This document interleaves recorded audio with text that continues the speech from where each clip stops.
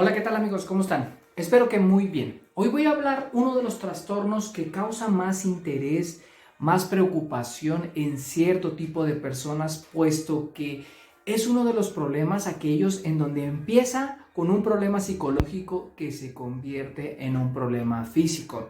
Muchos consultorios médicos están llenos de estas personas, puesto que sus síntomas son médicos, son orgánicos, ellos se sienten mal físicamente, por lo cual van con su médico. Sin embargo, el origen es psicológico. Estoy hablando de los trastornos de síntomas somáticos y trastornos relacionados. Estos antes se llamaban trastornos somatomorfos, es decir, parece, ¿sí? Morfo porque parece, tiene la apariencia de que es una enfermedad médica física, sin embargo su origen es psicológico. Si estás interesado o conoces a alguien que le pueda interesar, que le mandes este video por favor, agradeciéndote mucho tu like, tu suscripción, un comentario o pregunta que tengas, la puedes dejar aquí abajo y estaré muy atento para poderla responder. En este video voy a hablar sobre todo de 3 tipos de trastornos que están clasificados en este apartado. El primero de ellos es el trastorno de síntomas somáticos, que antes se le llamaba trastorno por somatización, y este mismo también se le llamaba hace muchos años un trastorno histérico. Sí, se le llamaba histeria. Se cambió el nombre puesto que ya no tiene esta connotación acerca del útero. Hísteros significa útero y se pensaba anteriormente que era una enfermedad de las mujeres.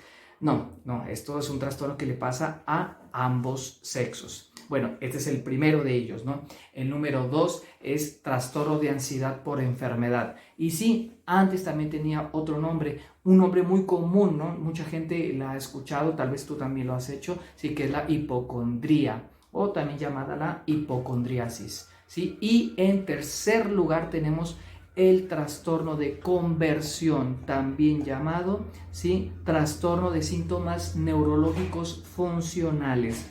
¿Sí? Vamos a ver de qué se tratan, cuál es la clasificación y la diferencia de cada uno de ellos. Recuerda, va a ser muy importante que con este video no podemos diagnosticar, no podemos mucho menos dar un tratamiento.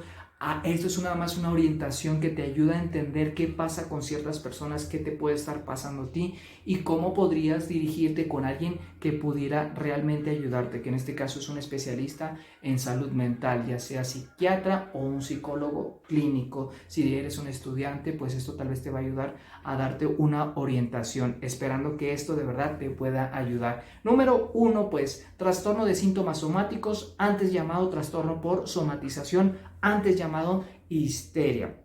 Criterio A: uno o más síntomas somáticos que causan malestar en el individuo, un malestar significativo. El paciente tiene unos síntomas somáticos: dolor en alguna parte del cuerpo, ¿sí?, algún síntoma genital, por ejemplo, algún síntoma menstrual también, algún síntoma en algunas sensaciones del cuerpo, o también a nivel motor, es decir, tiene movimientos sí que le causan un malestar a la persona, o la persona no puede ver o no puede tener, digamos, una capacidad perceptual, pero recuerden, de origen psicológico, y esto es muy importante tomarlo en cuenta, para lo cual el paciente ya ha ido con estudios médicos y todos han salido con una normalidad, es decir, no encuentran una causa física.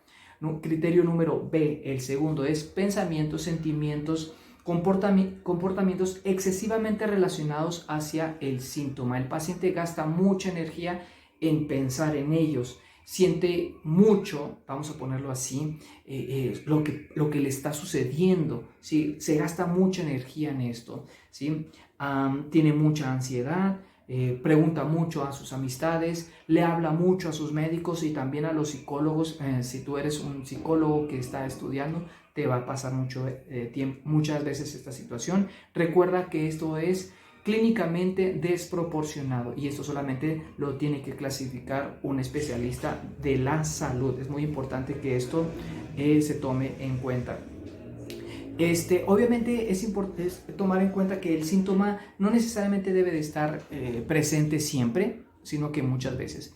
¿Cuáles son los tipos, ¿no?, de este trastorno por síntomas somáticos? El primero es con predominio de dolor, si es persistente, y la gravedad que tiene, leve, moderado o grave. Es decir, ya el grave estamos hablando de una persona que está prácticamente incapacitada para trabajar, para ejercer sus labores sociales, en el sentido de que ya no se relaciona socialmente, está muy afectada consigo misma, ¿no? Y esto le va a producir pues una grave disfuncionalidad. Incluso muchas veces podría ir a un hospital psiquiátrico o incluso una hospitalización, ¿no?, donde es necesaria la intervención psiquiátrica y psicológica.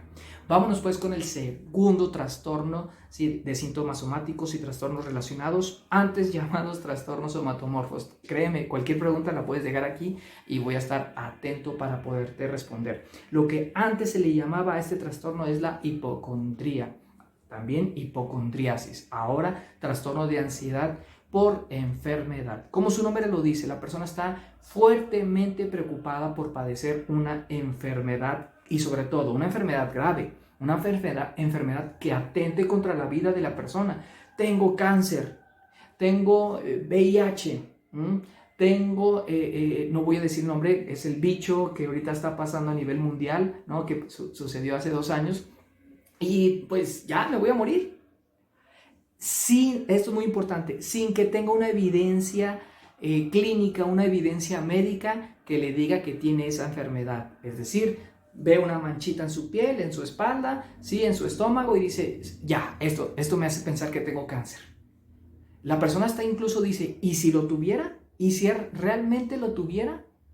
Imagínate, a veces se llega a incapacitar, llora, de verdad se angustia. Por eso muchas veces ellos recurren al servicio de urgencias pensando que pudieran tener. La hipocondría, a diferencia del trastorno de síntomas somáticos, es que la persona con síntomas somáticos presenta estos síntomas. Y la de ansiedad por enfermedad, esta segunda, es porque tiene preocupación. Le preocupa tener esta enfermedad. No tanto que tenga síntomas, puede tenerlos, pero lo característico de la hipocondría o trastorno de ansiedad por enfermedad es que está preocupada por padecer esta enfermedad. Está pensando demasiado, y si la tengo, y si tengo esta enfermedad, y si mi hijo tiene autismo, por ejemplo. O sea, es una hipocondría aplicada hacia su hijo. También puede pasar esta situación. Entonces, su preocupación es, digamos, muy insistente, muy desproporcionada, no tiene una evidencia, o su evidencia es que se siente mal, ¿no? Tiene una taquicardia, que es una aceleración del ritmo cardíaco, y ya con eso dice, me va a dar un infarto. Esa es una hipocondría, porque no hay una evidencia. Un síntoma en el trastorno de síntomas somáticos es, me duele la cabeza, me duele el estómago, me duele la espalda, ¿sí?, me duelen las manos, ¿sí?, me da mucho ardor, ¿sí?, tengo problemas en la menstruación, tengo problemas genitourinarios, ¿no?, de origen psicológico, recuérdalo bien, ¿sí? Bien, luego, siguiente y trastorno y número 3 de esta serie de trastornos, trastorno de conversión, también llamado trastorno de síntomas neurológicos funcionales. ¿Por qué trastorno de conversión? Su nombre lo dice, el paciente convierte, ¿sí?, un problema psicológico en un síntoma físico de tipo motor o sensitivo. Por eso se le llama trastorno neurológico. También se le puede decir pseudoneurológico. No es tanto neurológico porque no hay un daño estructural en la biología del cerebro, en la estructura del sistema nervioso, sino que más bien es una situación que la persona está teniendo un problema psicológico que lo va a convertir, así es su nombre, en un síntoma físico, ¿vale? Es decir, ¿qué pasa con esta persona? Bueno, puede tener debilidad o parálisis, puede tener un movimiento anómalo, ¿sí?, puede tener, por ejemplo, temblores, ¿sí?, puede tener problemas en tragar, pero esto es muy importante, ya se ha descartado problemas médicos, ¿sí? Problemas del habla, por ejemplo, que hable muy raro y que no tenga ningún problema a nivel físico, ¿sí? Anestesia o pérdida sensitiva. La anestesia es que el paciente no sienta, ¿sí?